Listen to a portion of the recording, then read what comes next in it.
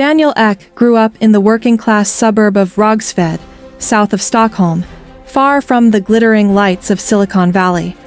From an early age, shaped by his father's absence and his modest background, he clung to computers as his way forward. At 11, he boldly declared that he wanted to do better than Bill Gates. A few years later, he turned his schoolmates into subcontractors for his small website-building business. By 23, he had already pocketed his first million through the sale of Advertigo, his online advertising company. His meeting with Martin Lorenzon, mentor and future partner, marked the beginning of an adventure that would upend the music industry. It was in a server-overheated apartment, wearing nothing but his underwear and brimming with uncertainty, that Ek and Lorenzon came up with the name Spotify. The idea? To counter the wave of piracy with a legal and accessible streaming service. Convincing record labels, however, turned out to be an uphill battle.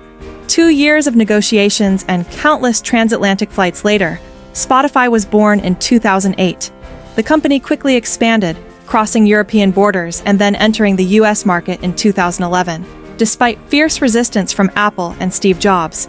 In 2024, the platform posted its first annual net profit of 1.1 billion euros. Now listed in New York, Spotify is valued at $149 billion. Its founder, with his trademark bald head, beard, and casual uniform of t-shirt and sneakers, has entered the rarefied circle of billionaires, with a fortune estimated at over $10 billion. Today, at 42, Daniel Ek has announced he will step down as CEO on January 1st, after 20 years at the helm. "I've evolved, moving from the role of player to that of coach," he told investors. His successors, Alex Norström and Gustav Söderström, already co-presidents since 2023, will continue Spotify's upward trajectory. Ek himself will remain alongside them to guide the company's major strategic decisions, particularly regarding the use of artificial intelligence.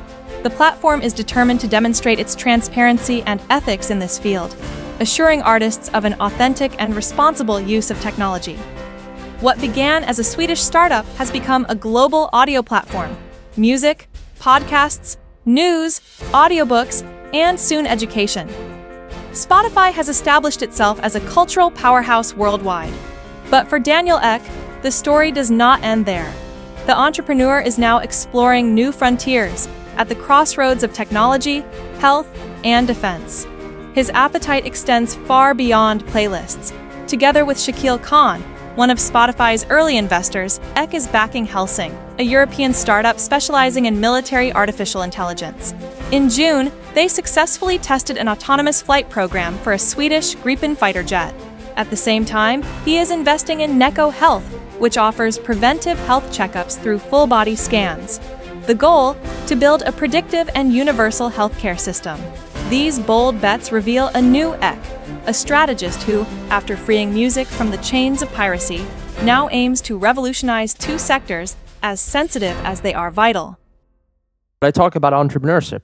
I talk about what's lacking right now in Europe. How do we try to fix those issues? How do we get the politicians to think about what I believe to be the lifeblood of the future? And I really believe that comes from innovation. You are the generation who can tackle these types of issues, can tackle climate change, can tackle food shortage, a new type of sustainable living, can tackle new ways of dealing with energy, new ways of dealing with geopolitical issues.